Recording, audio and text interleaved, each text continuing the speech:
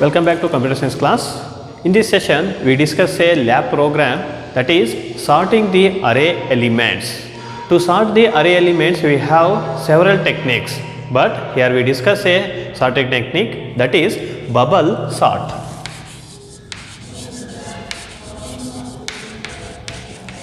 We know that array is a homogeneous collection of elements. All elements share the same name and same data type. Here homogeneous means all elements share the same name and same data type. In a bubble sort, array have n number of elements. Then array elements are not sorted. Let's see the elements 20, 30, 15, 10. Assume that these are the 4 elements in the array. Arrays are not sorted. Here we discuss a technique, that is bubble sort. In a bubble sort, we have to compare every time 2 elements from unsorted array. We have to compare 2 elements from unsorted array. Then the biggest element reaches the last position. Biggest element reaches the last position. How it is? See, in a first pass, we have to compare 20 and 30. Out of 20 and 30, 30 is the biggest. So 20, 30, 15, 10. Then in the second pass we compare 30 and 15. Out of 30 and 15, 30 is the biggest. If it is biggest, swap the numbers. So after swapping, 30 is shifted to the position 15. Then we have to compare 30 with 10. In the third round we have to compare 30 and 10. So 30 is the biggest of 10. Swap these two numbers. Here we swap these two numbers. Then the sorted elements become 20, 15, 10 and 30. So biggest element reaches the last position. It is the iteration number 1. Then similarly in the iteration second, again we have to pass the element. Only we have to consider the first 3 elements, because in a first pass the biggest element reaches the last position. That is the bubble sort. Like bubbles, the biggest element reaches the highest position. Again we have to start from the elements 20, 15, 10 and 30, but 30 is already sorted. Hence we have to compare 20 and 15. Out of 20 and 15, 20 is the biggest, hence 20 is swapped, 15, 20, 30, 10 and 30. So these are the elements. Here 30 is already sorted, then we compare 20 and 10. In the second pass, 15, 10, 20, 30. Already 30 is sorted. So in the second round, second biggest element reaches the last position. Remainings are only 15 and 10. Then in the third pass consider the numbers 15, 10, 20, 30, but 20 and 30 are already sorted. Only we have to compare 15 and 10. Out of 15 and 10, 10 is the smallest, 15 is the biggest. Swap these numbers, then 20, 30. Hence all the elements are sorted. Finally bring the array elements. So that is the bubble sort technique. I repeat what we done in a bubble sort. First read the array elements, then array elements are unsorted. Then in a bubble sort, in every iteration, in every passing, biggest element reaches the last position. So first we have to access 20 and 30, but among 20 and 30, 30 is the biggest. Keep as it is, that is the pass 1. Then we have to compare 30 and 15, next 2 elements. First we compare 20, 30, first 2, next 2 elements, but 15 is less than 30, hence we have to swap the numbers. Then the arrays become 20, 15, 30, 10. Next we compare 30 with 10. Again 30 is greater than 10, swap the numbers. So arrays become 20, 15, 10, 30. The biggest element reaches the last position. Next, say biggest element reaches the last position. Not necessary to access the last element. We have to access only 20, 15 and 10. 30 is already sorted. Out of 20, 15 and 10, again we have to access first 2 elements 20 and 15. So 15 is the less than. Swap these 2 numbers. Swap these 2 numbers. So then become 15, 20, 10, 30, but 30 is already sorted. Then we have to compare 20 and 10. Again 20 is greater than 10, swap the numbers. It becomes 15, 10, 20, 30. We have to compare all the elements. 30 is already sorted. So we have to access the elements out of among left of last element. All the elements are accessed. So the second biggest element reaches the last but one position. Then in the third round, we have to access only first two numbers 15 and 10. Out of 15 and 10, 15 is the greatest, swap the numbers. Then the sorted array becomes 10, 15, 20, 30. All the elements are accessed. See here, there is a 4 element. It takes 3 iterations, that is n minus 1 iterations. So in a programming, it takes 2 for loops. One is it represents the iteration, passing, number of passing, that is less than the element. Another one is used to access a array elements. So the program segment is for I equals 1, I less than n, I plus plus. This for loop represents the number of passes, this one. Then another one is used to access the array elements, that is the for loop j start from 0, j less than n minus I value j plus plus. Why it is n minus I value? Because n minus I means every time the biggest element reaches the last position. If I value increases, we have to avoid the last element. Hence it is n minus I value I plus plus. Then we use the condition if a of j, it is an array, a of j is greater than a of j minus or j plus 1 element. A of j element is greater than a of j plus 1, then we have to swap the numbers. How to swap? Using a third variable, we have to swap the numbers. So this is the programming segment to sort the array elements using bubble sort. Let's write the program. Let's consider the problem statement. Program to sort array elements using bubble sort technique.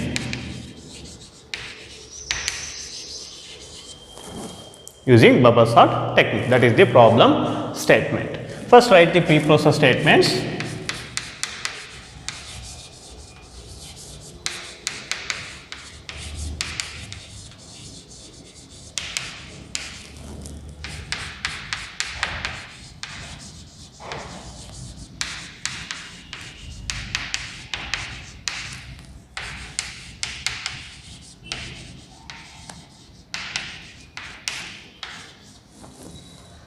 Okay, under that declare an array integer of a of 20. This is the declaration of array. Then it needs 2 for loops, hence declare ij and number of elements and temporary variable to swap the numbers.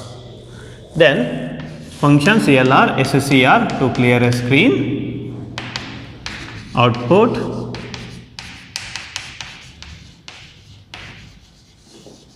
how many elements?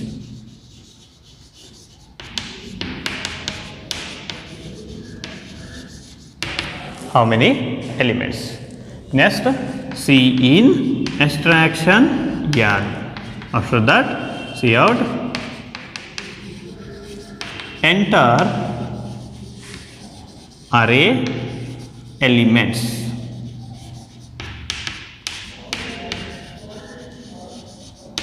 Read the array elements. To read the array elements, use for loop for I equals 0, I less than n, I plus plus. Why it is? Because always start from 0. Array follows 0 based indexing. Under that, cin extraction a of I. I represents the index value. All array elements have the same name and same data type. After reading the array elements, insert a logic. Our logic is for I equals 1, I less than n, I plus plus. It is for number of passes. Then we have to access the array elements. To access the array elements, we use the for loop. J equals 0, j less than n minus I value, j plus plus. This is for accessing the array elements. Every time we have to access the array element using j index value, then compare if a of j is greater than a of j plus 1 element. When we swap the technique, elements, see here, a of j, that is the first element, a of j plus 1 represents the second element. How it is? Index value 0 represents the first element. Initially j equals 0, so 0 plus 1 represents the first two elements. If first number is greater than second number, then we have to swap the element. How to swap? Using a temporary variable. Temp equals a of j which is equal to a of j plus 1, then a of j plus 1 which is equal to temp. This is the swapping technique. When we swap, if first number is greater than second number, then we swap. Close the for loop ij, then close the for loop I. Then output the array elements. Sorted arrays are just insert an ENDL, move on to the next line. Then to print the array elements, use the for loop I equals 0, I less than n, I plus plus, cout insertion a of I value, then either use ENDL or setw. Get ch, close the main program. It is a lab program. Mark it as lab program. Sort the elements using bubble sort. I repeat what we done here. First we declare a array elements. It needs two for loops, hence we declare two index values. One is I, another one is j. Number of elements for the array, temporary variable temp. Then after that we read how many elements you want for the array. Maximum size is 20. N value must be less than declared size, that is n value must be less than the 20. After that read the array value up to the n elements starting from 0 to n minus 1. I less than n, not equal, less than n, hence it reads the element from 0 to n minus 1. Those elements are assigned to the variable a of I. Name of the array is a of index value. Every time index value start from 0 to n minus 1.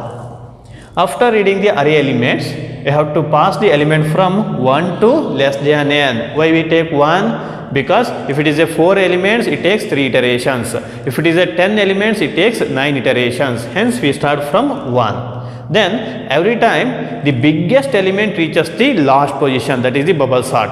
Hence we have to access the element from 0 to n minus I value. Up to n minus I value, biggest element reaches the last position. Up to n minus I value, we have to access the element every time. So the condition n minus I, remove the last element from the array. Hence we have to access only 0 to n minus 1 element, next time 0 to n minus 2, next time 0 to n minus 3, like this. So we have to access the array element. Then every time we have to compare first two elements. If the first element is greater than second element, swap the numbers. Then access the next element. Again compare second element with third element. If second element is greater than third element, then swap the numbers. Again j loop is incremented. Access the third element. Compare third and fourth element. Like this we have to access all the elements up to n minus I. When both I loop and j loops are terminate, see the curly braces. So when I loop and j loops are terminated, all the elements are sorted in a bubble sort technique. Finally print the array elements using for loop. Close the main program. So these are the programs, lab programs and example programs over one dimensional array. What is one dimensional array? Array have only one subscript or only one index value, that is called one dimensional array. Then the data type of an array index is always positive integer number.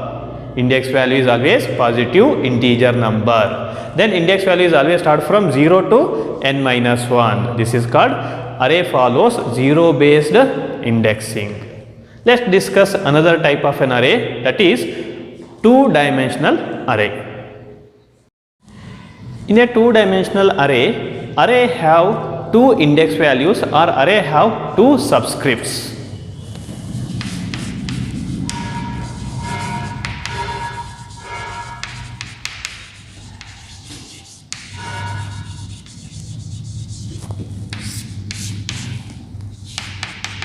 In two dimensional array,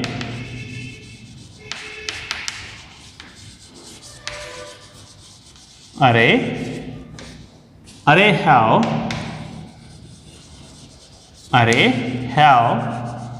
two index value, two index or subscript, have two index or subscripts. That is called two dimensional array. Here dimensionality is depends on the number of subscripts in an array. If it is 1, then we call it as one dimensional. If it is 2, we call it as two bidimensional. If it is more than two dimensional, then we call it as multi-dimensional array or array of an array. Then the matrix is a best example. Matrix is a best example for two-dimensional array. Why it is matrix is a best example? Because matrix is a collection of rows and columns. It is a intersection or collection of rows and columns. Hence matrix is a best example for two-dimensional array, because array have two subscripts. Let's see the declaration of two-dimensional array.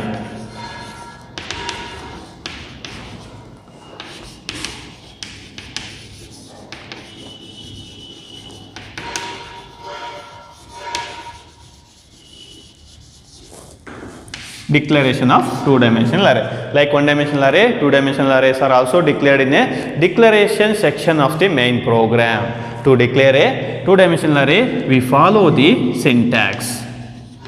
The syntax is data type, array name, then row size, column size.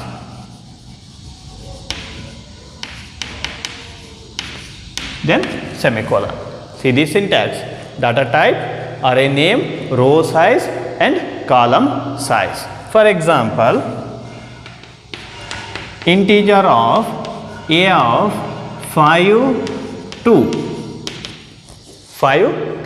So it is an example for two-dimensional array, because array have two subscripts or array have two indexes. Then float f of 2, 3. So these are the example for two-dimensional array, where data type is any type of data, that is it may be primitive data or user defined data or derived data type. If it is a primitive, then integer, float, character, double are the possible values for data type. Then array name is a identifier. Here array name is a identifier. Then row size and column size are the positive integer numbers. So these are the data type, array name, row size and column size. Then how many elements are present in a two-dimensional array? That is depends on the product of row size and column size. What it is? See here, integer of a of 5, 2 means there is a 5 into 2 elements in an array. 5 into 2 means there is a 10 elements in an array. Then float f of 2, 3 means there is a 2 into 3. There is a 6 elements in the array f of the type float. So the meaning of the integer of a of 5 2 is there is a 10 elements. All 10 elements share the same name a of the type integer. Float f of 2 3 meaning of that one is there is a 6 element. How to know there is a 6 element? That is the multiplication of both indexes. There is a 6 elements of the name f share the data type float. That is the meaning of float f of 2 3. So how to know there is a 6 elements in the array? Let's see the examples.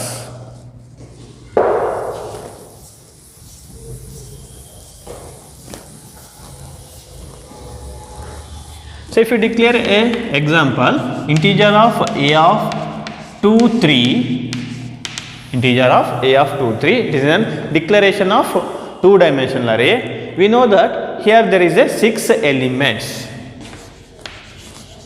6 elements or 6 variables or 6 items. How to know 6 elements? There is a 2 rows and 3 columns.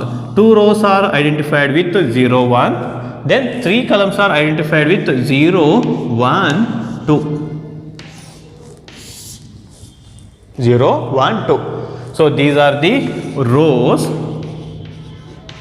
Top ones are the columns. Then how to know the 6 elements? The 6 elements are represented with a, first we write the row address, then we write the column address. Then that is 0th row, first column, 0th row, third column. Then here it is second row, first column, second row, second column, second row, third column. Okay. Third column. Then these are the addresses of the element. That is a of 2 3 means the first element is a of 0 0. Next one is a of 0 1. Next one is a of 0 2. Next one is a of 1 0. A of 1 1. A of 1 2. So these are the 6 elements present in the declaration integer of a of 2 3. All elements are uniquely identified. See the index values. All index values are different. Then if you declare a same data array integer of a of with first one is 3, next one is 2, that is 3 rows 2 columns. Then the memory addresses are different. Here there is a 2 rows 3 columns, but here there is a 3 rows 2 columns. If it is 3 rows 2 columns means see the addresses. 3 rows are represented with 0 1 2. There is a 2 columns 0 and 1. The first element is a of 0 0.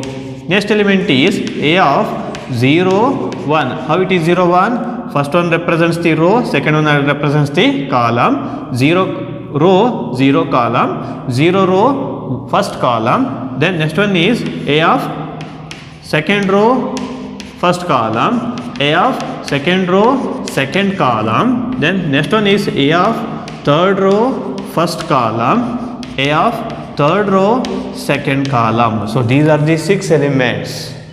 So depending on the index values, the addresses of the elements are also changed. So this is the declaration of 2-dimensional array. So the best example for 2-dimensional array is matrix. It is a matrix. How to know the address of each element in an array? First we write the row address, then we write the column address. See this one. So row address is 1, column address is 1. See this one. Row address is 2, column address is 0. First we write the row, then we write the column. Hence the matrix is the best example for 2-dimensional array. Let's see the initialization of 2-dimensional array.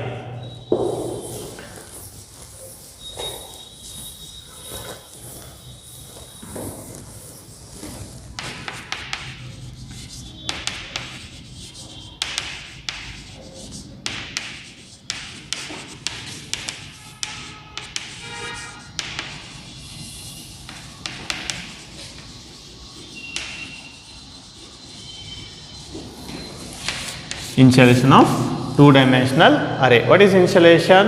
Assigning a value at the time of declaration, that is called initialization. For going to declare a initialization, first we have to declare a array. How to declare? Data type, array name, data type, array name. First we write the size 1, then size 2, or we write the row size, column size. Then using assignment operator, inside the parentheses we give the values. Like one dimensional array, we have to declare, initialize a two dimensional array. So this is the elements. Then see the example. Integer of a of 2, 3, which is equal to how many rows? There is a 2 rows, 3 columns. Then elements are 1, 2, 3, 4, 5, 6. These are the values for the array elements. Then or we also declare integer of a of 2 rows, 3 columns, which is equal to inside the parenthesis 1, 2, 3, again inside the parenthesis 4, 5, 6.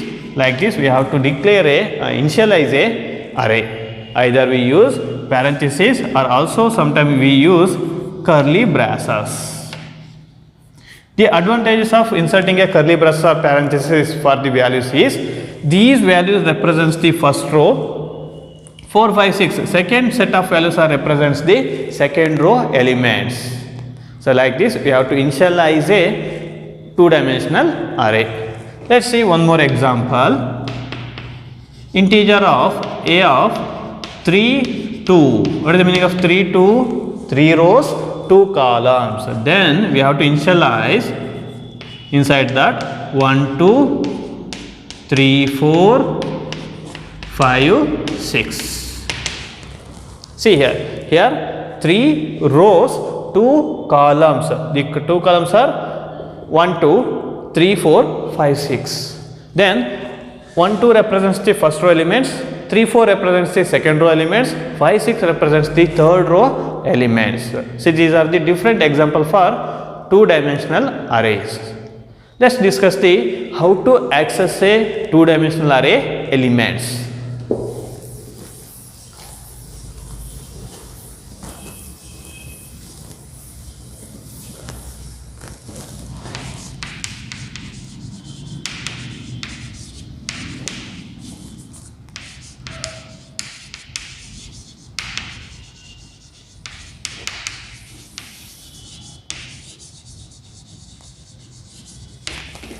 Accessing two-dimensional elements, two-dimensional array elements. Before going to accessing a two-dimensional array elements, we know the arrangement of matrix.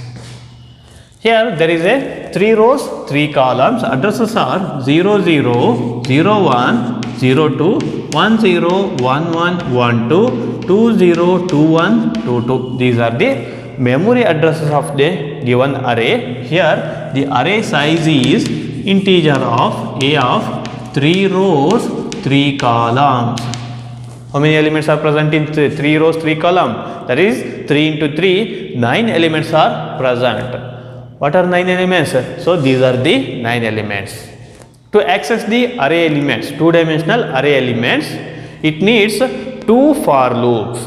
One represents the row, another one represents the column. Generally we have index value I for row, index value j represents the column. Then in matrix the orders are represented with m cross n, m cross n, m rows, n columns. There is an order m cross n. Then see the indexes, that is a of 0, 0, next one is a of 0, 1, next one is a of 0, 2. These are the first row elements. Then next row elements are a of 1, 0, a of 1, 1, a of 1, 2, these are the second row. Then A of 2, 0, A of 2, 1, then A of 2, 2, these are the third row elements.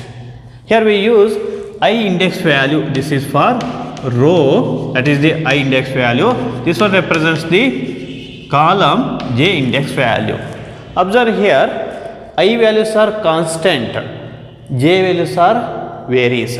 I remains 0 for the first row, then it access all the column elements 0, 1, 2. Next see here, this is the I value, then J value. I value remains same 1, 1, 1, then J value start from 0 to 2. Again here I value remains same 2, 2, 2, 2, but J value varies from 0 to 2. After observing this logic, we write the for loop. I is 0, I less than m, I plus plus. What is m? M is the order of the matrix, m rows, n columns.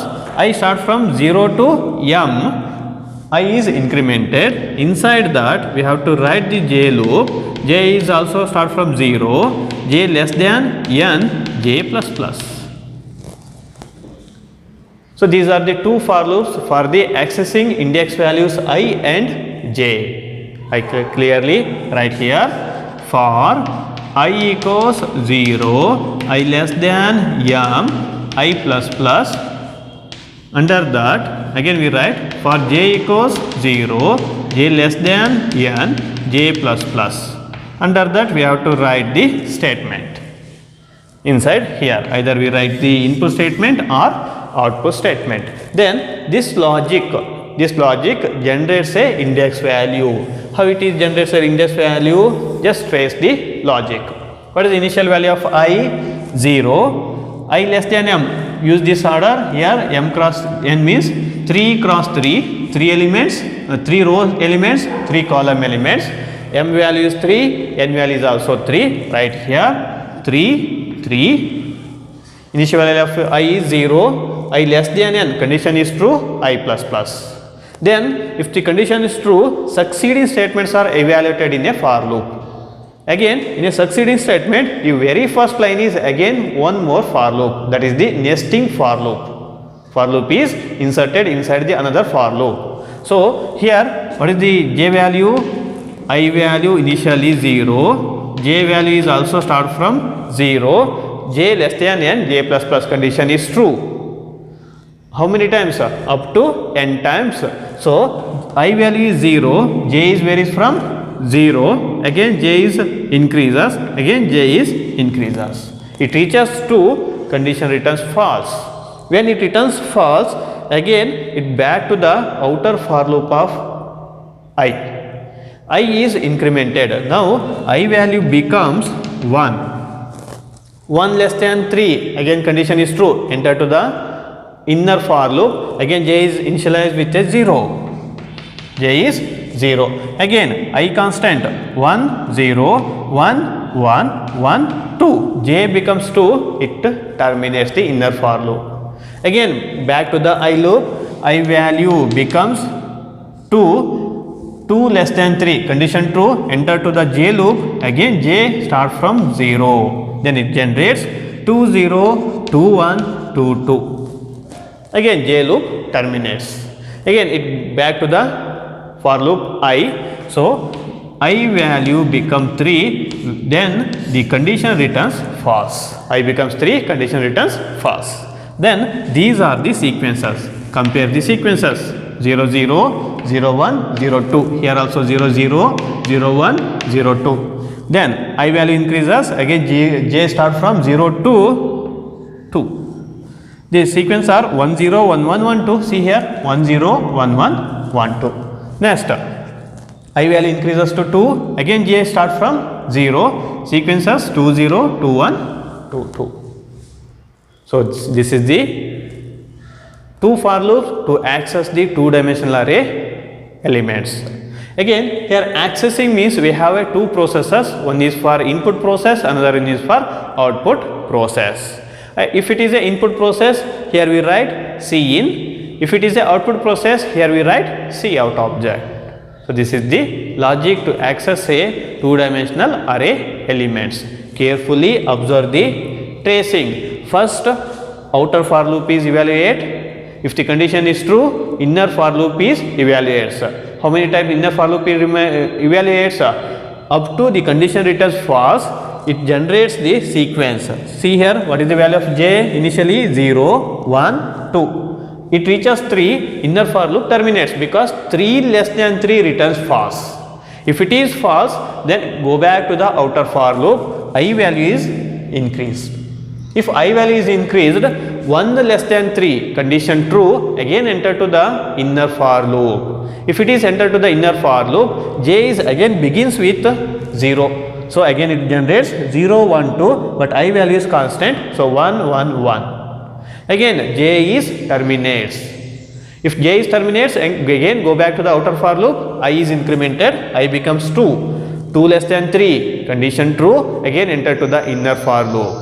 If it is entered to the inner for loop, j is initialized with a value 0. Again j value start from 0, 1, 2, I value remains same constantly, that is 2, 2, 2. When j loop terminates, how it is terminates? After 2 it increases j plus plus, 3 less than 3 false, again you go to the outer for loop, I reaches 3, 3 less than 3 condition false, so we have to access all the 9 elements from the two-dimensional array. Like this the sequence is evaluates. Let us write a complete program segment. What is segment? Segment is a part of an program. Let us read the program segment. First one is to access for input. To access for input, access element for input purpose. How to access? For I equals 0, I less than m, I plus plus, then for j equals 0, j less than n, j plus plus. Inside that we have to write Cin extraction name of the array A, I and j. First write the outer for loop, then write the inner for loop, because outer for loop is remains same, inner for loop is varies in every iteration. What is iteration? Every repetition. This is for the accessing for input purpose. Next, to access array elements for output. Access for output. Again use the two for loops. For I equals 0, I less than m, I plus plus. For j equals 0, j less than n, j plus plus. For the output, we use the curly braces. Then inside that, C out a of ij, then also insert set width of 4. When close the for loop, after that we insert ENDL. Little change in an output. Why we use set W and ENDL? These are the manipulators. Manipulators are used to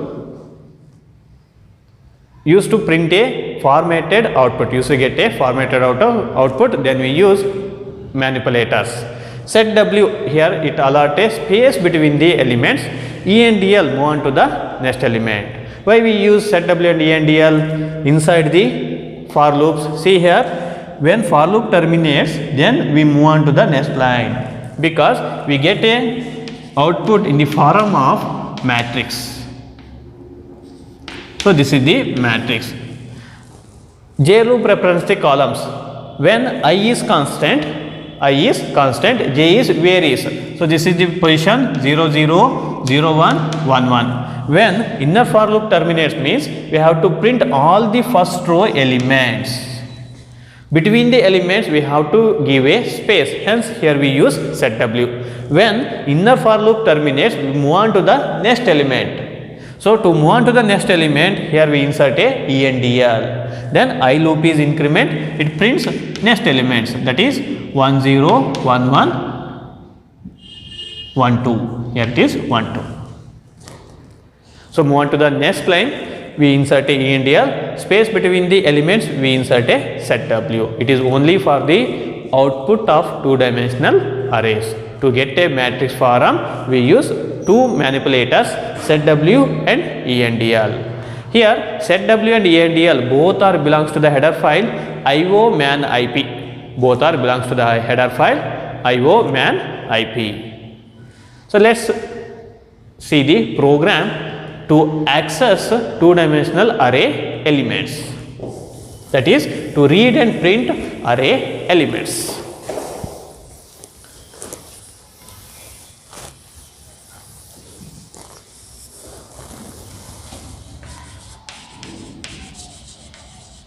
Program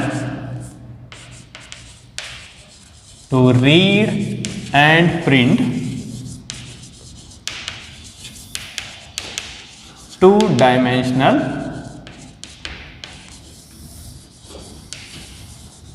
array elements. Read and print two-dimensional array elements. First write the input statements.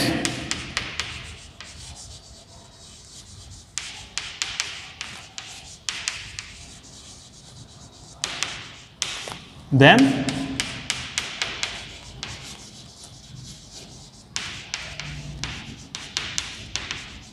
main of the program,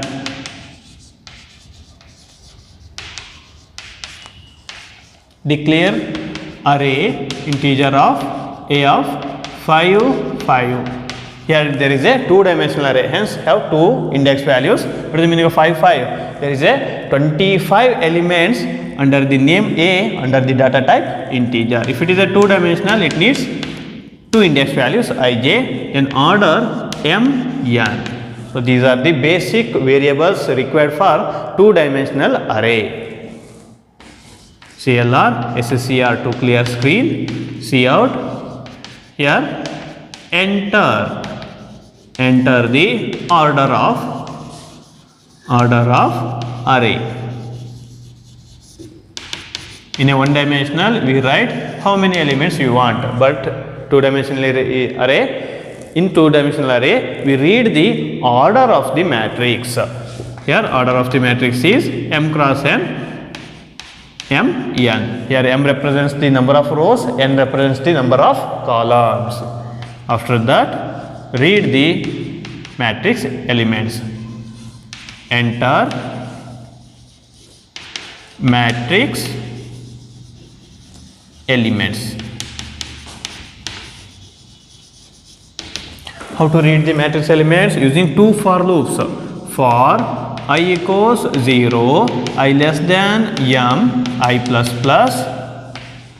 For j equals 0, j less than n, j plus plus. Under that, Cin extraction array of index value I and index value j. This is for reading the matrix elements. Then to print the matrix elements,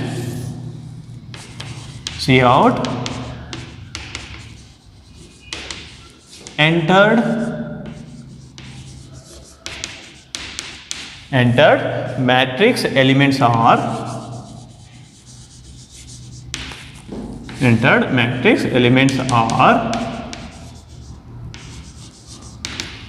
use the for loop. I equals 0, I less than m, I plus plus. For j equals 0, j less than n, j plus plus. Inside that, Cout insertion a of I j set width of 4, set w of 4. Then close the j loop. After that one more Cout, insert ENDL. Move on to the next line. Close the outer for loop. After that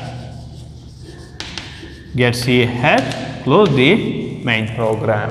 This is a simple program to read and print two-dimensional array elements. Carefully observe the how to read and print the two-dimensional array element. It requires two for loops. Outer for loop represents the row, inner for loop represents the column. Then in order m cross n, m and n are represents row size and column size respectively. In the next session, we have to discuss some more example program on two-dimensional array. Thank you.